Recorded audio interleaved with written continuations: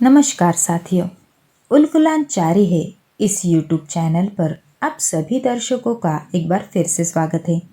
आज के इस एपिसोड में हम आदिवासी क्रांतिकारक राघोजी भांगरे इनके बारे में जानकारी लेंगे।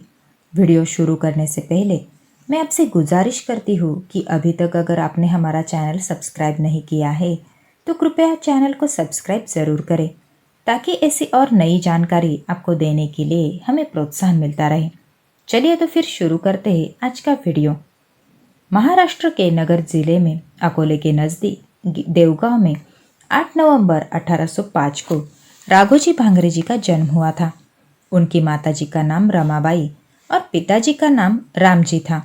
रामजी भांगरे उस वक्त जवाहर संस्थान के राजे मुकने इनके राजौर प्रांत के सूबेदार थे। उस वक्त देवगांव में कोई स्कूल न होने की वजह से राघोजी की प्राथमिक शिक्षा देने हेतु रामजी ने घर पर ही व्यवस्था की थी। बचपन में ही राघोजी ने किताबी ज्ञान के साथ साथ तलवारबाजी, भाला फेंक, बंदूक और पट्टा चलाना, घुड़सवारी भी सीख ली। कसरत करके खुद को शरीर से तंदुरुस्त बनाना उन्हें काफ़ी पसंद था। उस वक्त अंग्रेज़ों ने अकोले के नज़दीक स्थित रतनगढ़ पर कब्जा करने की कोशिश की थी। अपने साथीदारों समेत रामजी ने अंग्रेज़ों की इस कोशिश को कड़ा विरोध किया था। रामजी को रोकने के लिए ब्रिटिश सरकार को अपने 7,000 सिपाही भेजने पड़े। इन 7,000 सैनिकों का सामना महज 500 साथीदारों के साथ रामजी ने किया। फिर भी यह 500 आदमी ब्रिटिश सरकार की 7,000 की सेना को भारी पड़ गए।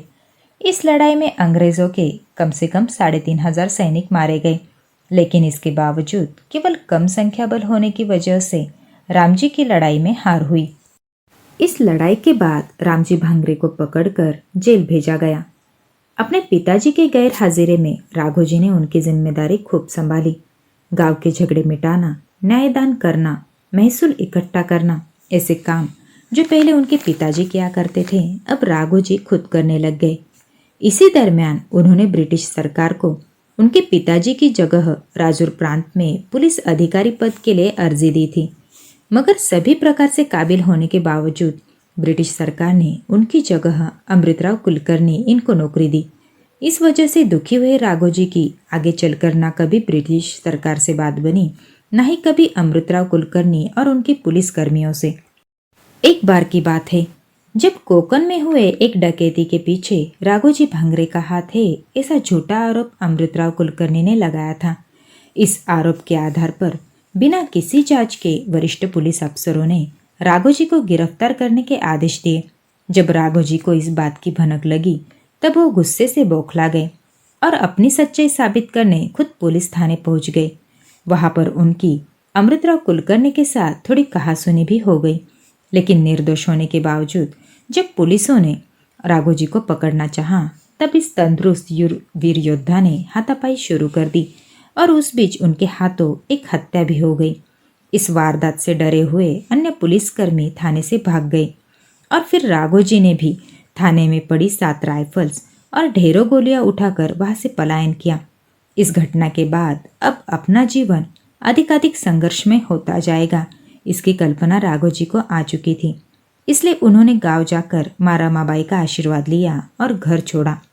बाद में उन्होंने राया ठाकर और देवजी आवड़ जैसे जिगरबाज दोस्तों के साथ पास के जंगलों में पनाह ली। राघोजी भांगरे का संगठन कौशल्य लाजवाब था।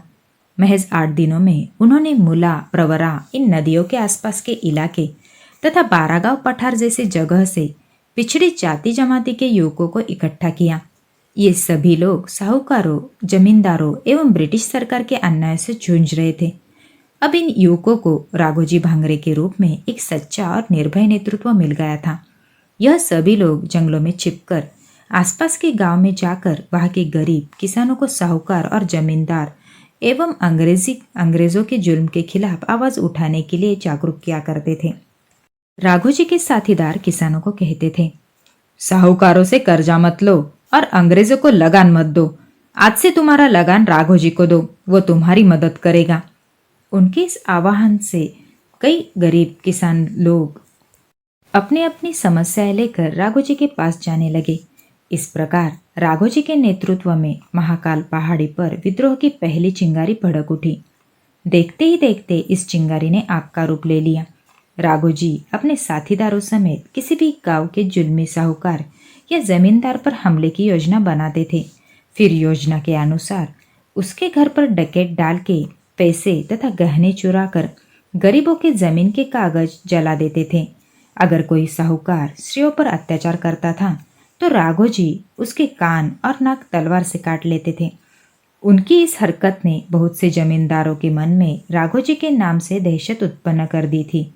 लेकिन गरीब भोले भाले लोगों के मन में राघोजी के लिए अपार श्रद्धा थी, क्योंकि लूटी हुई संपत्ति से राघोजी गरीबों की मदद करते थे। उनकी वजह से हजारों किसानों को लाखों एकड़ जमीन वापस मिली थी। महाराष्ट्र के अकोले के नज़दीक पाम्भुलवंडी, लाडगांव, आंबेवंगन, यह गांव लल्लूभाई नाम के एक साहूकार के पास थे। लल्लूभाई इन गांवों के आदिवासी लोगों पर जुल्म जबरदस्ती करके लगान लेता था। लेकिन इन सभी के जमीन के कागज लल्लूभाई के कब्जे में होने से कोई भी किसान इस अत्याचार के खिलाफ बोलने की हिम्मत नहीं कर पाता था। देवजी आवाड़ के कहने पर राघोजी ने लल्लूभाई के घर डकैती डाली। उसके घर से करीब करीब 2 बोरिया भर के पैसे और गहने लूट लिए और गरीब आदिवासियों के खेती के कागज जला डाले। इस तरह राघोजी ने साहूकारों के खिलाफ पहला कदम उठाया। बारागांव पठार प्रवरा नदी के आसपास के इलाकों में अमरचंद, हुकुमचंद और केशवचंद इन 3 साहूकारों की चलती थी। इन तीनों ने गरीब किसानों की बहुत सी जमीनें हड़प ली थी। खिरविरे गांव में इन तीनों का मुख्य कार्यालय था। इस इलाके में एक तरफ गरीब आदिवासी भूखे मर रहे थे तो दूसरी तरफ ये तीनों साहूकार गरीबों से जबरन लगान वसूल करते थे। इन तीनों के पास अपने निजी अंगरक्षक भी थे। इन गरीब आदिवासियों के हाल देखकर राघोजी को गुस्सा आता था। इन साहूकारों से बदला लेने की भावना से राघोजी ने अपने 60 साथियों को 3 टोलियों में बांटा और तीनों साहूकारों पर एक साथ हमला कर डकैती डाली। तीनों की संपत्ति लूटकर तीनों के नाक और कान काटकर राघोजी अपने साथीदारों समेत बाड़गी माची की तरफ भाग गए।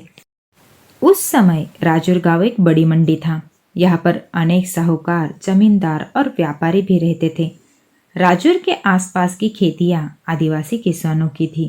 वे सभी गरीब और छोटे किसान थे। लेकिन यहाँ के जमींदार और साहूकार अधिक संपत्ति की लालच से इन भोले भाले किसानों को फंसाते थे।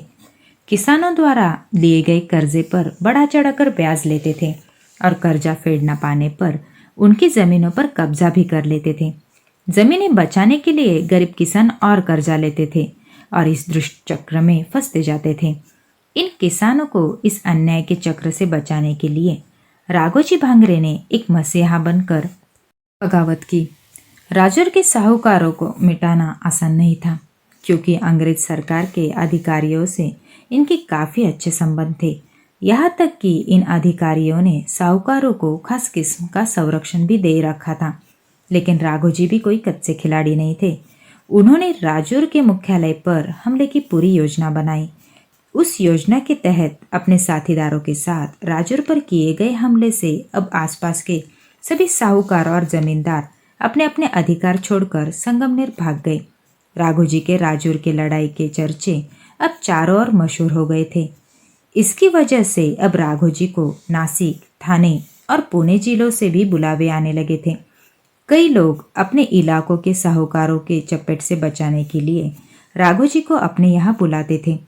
राघोजी भी अपनी संगठन बढ़ाना चाहते थे, इसलिए उन्होंने नासिक में इगतपुरी, त्र्यंबकेश्वर, पेट, सुरगाना और कलवन इन जगहों के आदिवासियों की मदद की। अब वह अपने साथीदारों के साथ बाड़गी माची छोड़कर अलंग कुलंग किले पर आ गए।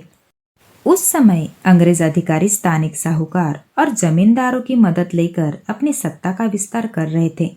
लेकिन राघोजी ने इन्हीं साहूकार और जमींदारों को निशाना बनाने के कारण अप्रत्यक्ष रूप से अंग्रेजी हुकूमत को ही नुकसान पहुंचाना शुरू किया था।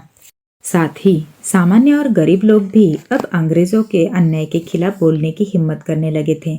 बस यही बातें अंग्रेजों को पसंद नहीं थी और सत्ता गंवाने के डर से कैप्टन थॉमस के नेतृत्व में 200 बंदूकधारी सिपाही राघोजी भांगरे को गिरफ्तार करने के लिए भेजे गए। कुलंग पहाड़ी पर राघोजी अपने साथियों के साथ छिपे हैं, ऐसी पक्की खबर कैप्टन थॉमस को मिली थी। खबर से खुश होकर कैप्टन थॉमस अपने 200 सिपाही लेकर कुलंग की ओर निकल पड़े। रास्ते में अलंग किले के पास वाली घाटी में अचानक पीछे से बापू भांगरे जी ने उन पर हमला बोल दिया। कैप्टन थॉमस के सिपाही इस अचानक हुए हमले से डर गए और उन्होंने लड़ना शुरू ही किया था कि देवजी आवड़ जी के नेतृत्व में दूसरे दल ने आगे की ओर से हमला किया। दोनों दलों के बीच अनजान जंगल की इस घाटी में अंग्रेज कैप्टन थॉमस और उनके सिपाही अब बुरी तरह फंस चुके थे। चारों ओर घना जंगल होने की वजह से अपने कितने सिपाही मारे गए और कितने बच गए इस बात की कैप्टन थॉमस को कोई खबर नहीं थी। सिर्फ अपनी जान बचाकर जख्मी कैप्टन नजदीक के कालुस्ते गांव पहुंचा। तब उसे मालूम हुआ कि इस घनघोर लड़ाई में अंग्रेजों ने 200 में से कुल 196 सिपाही खो दिए थे। इन मारे गए सिपाहियों के हथियार भी हमलावरों ने जब्त कर लिए। इस घटना से ब्रिटिश अधिकारियों में राघोजी की दहशत और भी बढ़ गई। अपनी हर डकैती में मिली संपत्ति का बड़ा हिस्सा राघोजी भोले भाले गरीब आदिवासियों की मदद के लिए इस्तेमाल करते थे। गरीब किसानों की जमीन उन्हें वापस दिलाते थे। अत्याचारी साहूकार और जमींदार तथा अंग्रेज अधिकारियों को अच्छा सबक सिखाते थे। इस वजह से कोई भी सामान्य स्थानिक नागरिक कभी भी राघोजी का आता पता अंग्रेजों को नहीं बताता था। इसलिए राघोजी को पकड़ना सरकार के लिए और भी मुश्किल बनता गया। नासिक जिले में राघोजी के कारनामे बहुत मशहूर हुए। उनके नाम से कई गाने पोवाड़े लिखे और गाए गए। राघोजी के सिर पर कई इनाम भी घोषित करवाए गए। लेकिन फिर भी राघोजी का पता न मिल पाने पर अब सरकार ने अलग ही रवैया अपनाना शुरू किया। अंग्रेज अफसरों ने राघोजी के परिवार वालों को पकड़कर उन्हें तकलीफ देना शुरू किया। राघोजी की मां रमाबाई को पकड़कर उन्हें चाबुक से बुरी तरह पीटा गया। परिवार के अन्य स्त्रियों के साथ बदसलूकी की गई, लेकिन फिर भी किसी ने भी राघोजी का पता नहीं बताया। राघोजी की मां ने तो अंग्रेजों को तीखे शब्दों में सुनाया कि चाहे वो कुछ भी करे पर राघोजी को कभी भी नहीं पकड़ पाएंगे। राघोजी को ढूंढते हुए जब अंग्रेज अफसर बीतनगढ़ के पास बितिंगा गांव के बुधा पेड़ेकर के घर आ पहुंचे। बुधा पेड़ेकर राघोजी का खास दोस्त हुआ करता था। अंग्रेजों ने बुधा को धमकी दी, या तो वो अंग्रेजों को राघोजी का पता बता दे। पता बताने पर उसे इनाम मिलेगा और अगर उसने इनकार किया तो उसे मार डाला जाएगा। इस धमकी से बुधा पेड़ेकर ने एक बार सोचा, फिर मन में कुछ ठानकर वह अंग्रेजों को लेकर एक पहाड़ी की ओर निकला। पहाड़ी पर एक गुफा में राघोजी छिपा है, ऐसा बताकर जब वह गुफा के नजदीक पहुंचा तब उसने पहाड़ी से कूदकर अपनी जान दे दी। जब बुधा की खुदकुशी के बारे में राघोजी को पता चला तब राघोजी बहुत दुखी हुए। जब तक बुधा जैसे जान देने के लिए तैयार दोस्त राघोजी के पास थे तब तक राघोजी को पकड़ना मुश्किल ही नहीं नामुमकिन था।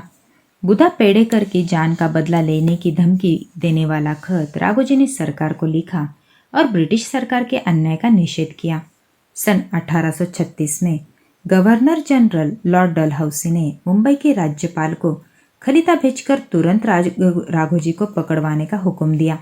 इस काम के लिए हथियार समेत हजारों सिपाहियों का दल भी भेजा। राघोजी अपने साथीदारों समेत भीमाशंकर के मंदिर में आने वाला है, ऐसी पक्की खबर मिलने के बाद कैप्टन गिल के नेतृत्व में यह दल भीमाशंकर पहुंचा। कैप्टन गिल के सिपाहियों ने भीमाशंकर के प्राचीन मंदिर को चारों ओर से घेर लिया और राघोजी को अपने हथियार डालकर शरण में आने की आज्ञा दी। लेकिन राघोजी तो मंदिर में थे ही नहीं।